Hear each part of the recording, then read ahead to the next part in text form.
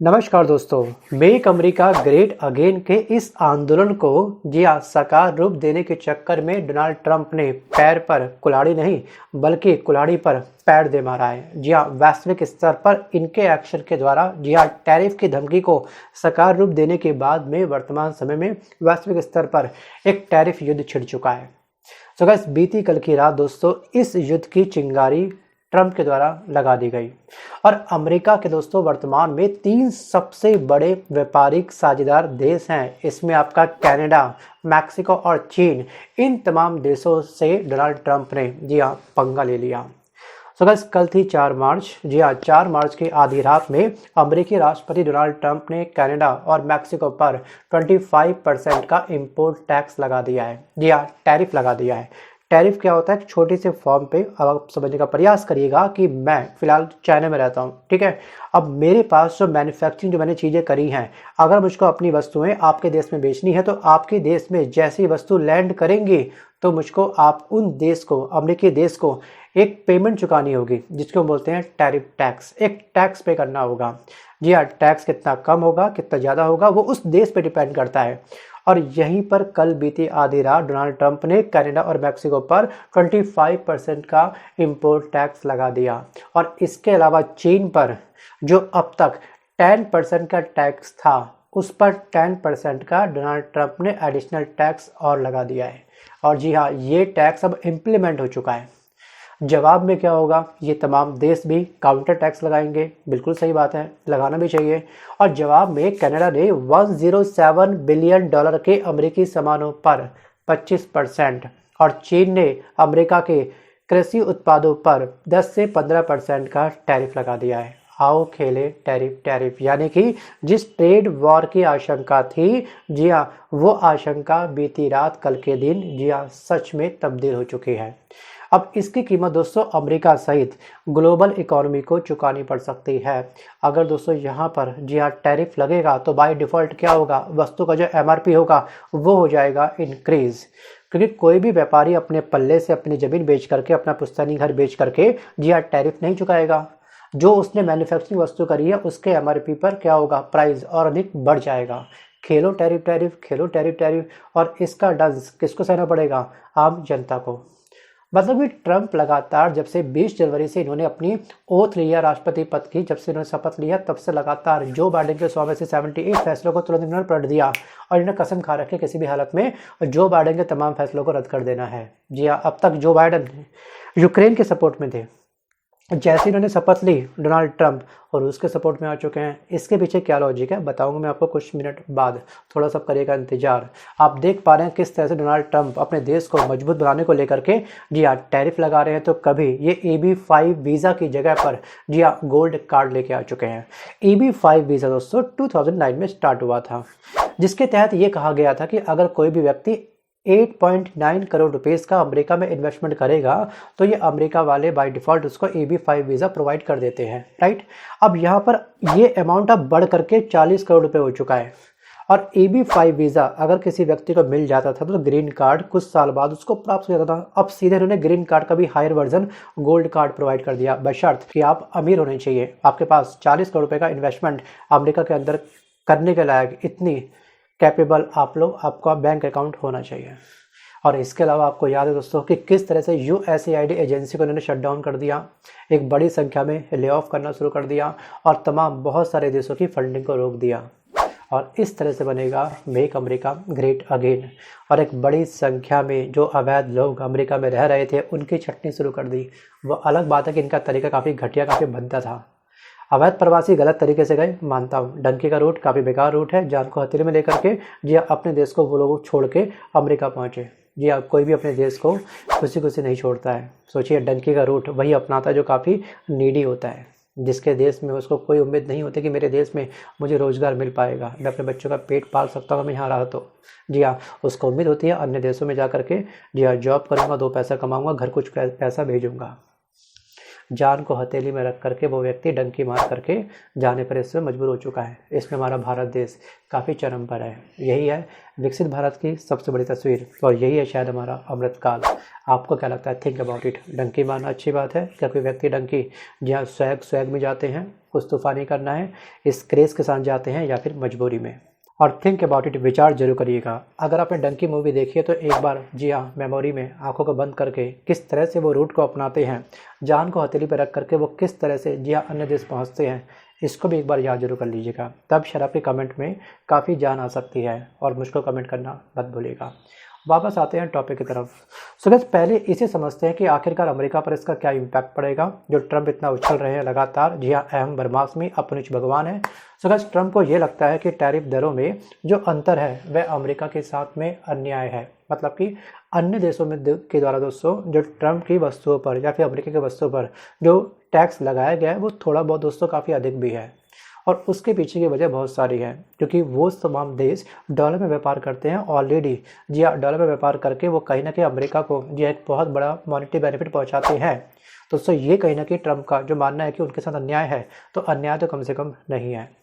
अब यहाँ पर इम्पोर्ट शुल्क की सच्चाई ये है कि इसका बोझ आम अमेरिकियों पर, अर्थव्यवस्था पर डायरेक्ट पड़ने वाला है। जो इन्होंने टैरिफ बढ़ा दिया ना, और रिवर्स में उन देशों ने टैरिफ को बढ़ा दिया।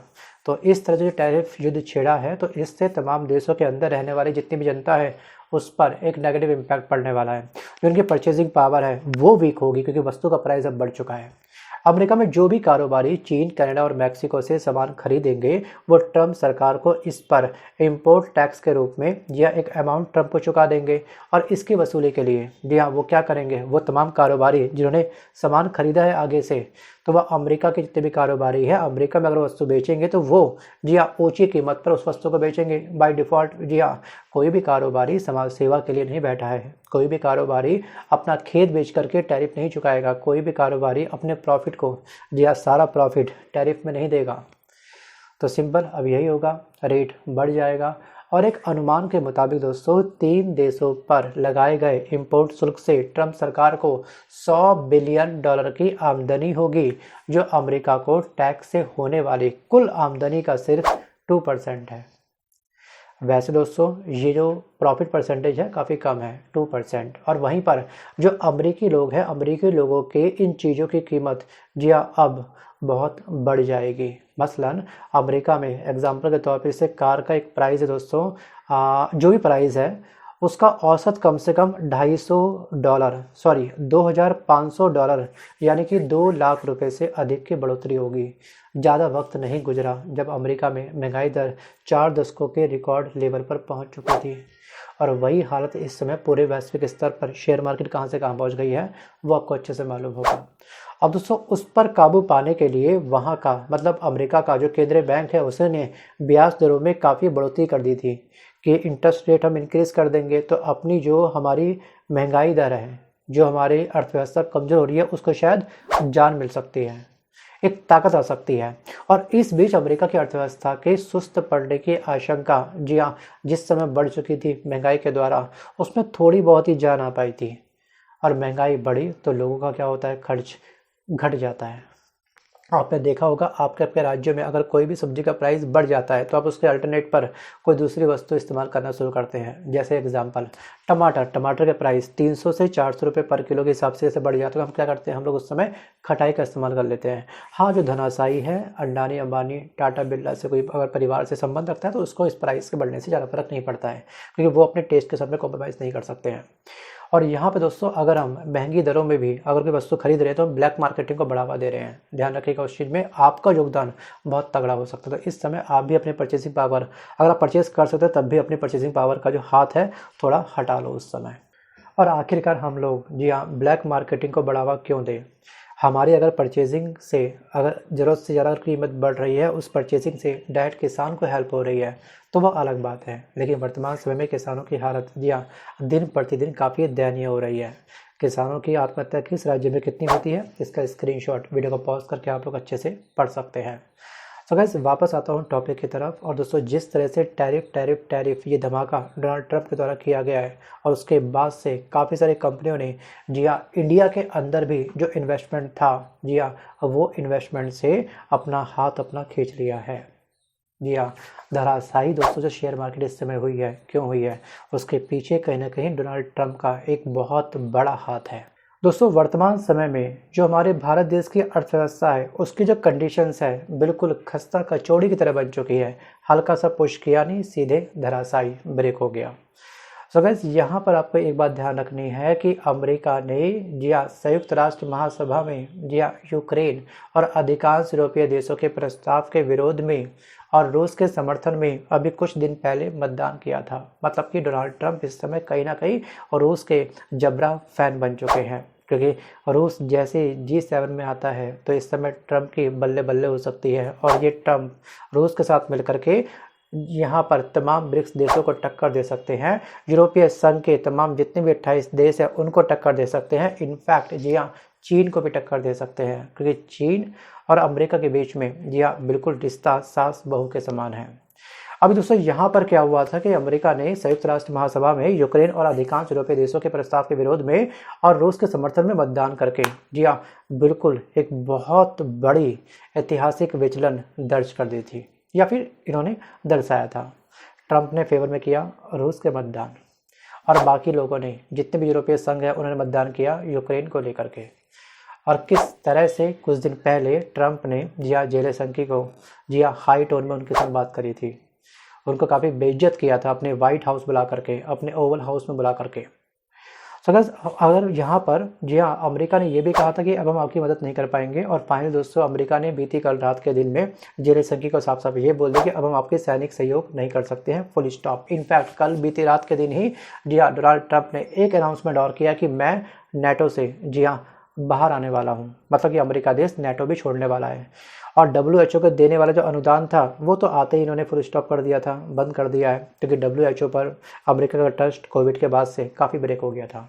सोचिए एक बहुत मोटा बड़ा अमाउंट इन्होंने वहाँ बचा लिया, और USAID के द्वारा जो तमाम देशों को फंडिंग मिलती थी वो अमाउंट इन्होंने वहाँ से बचा लिया है। तो कहीं ना कहीं डोनाल्ड ट्रंप केवल फर्स्ट अमेरिका अमेरिका प्रथम की राजनीति इस समय खेल रहे हैं। मैं मानता हूँ कि अपने बारे में सोचना गलत नहीं है, लेकिन केवल अपने अपने बारे में सोच करके दूसरे को कुचल देना ये कहाँ की नाइंसाफ़ी है।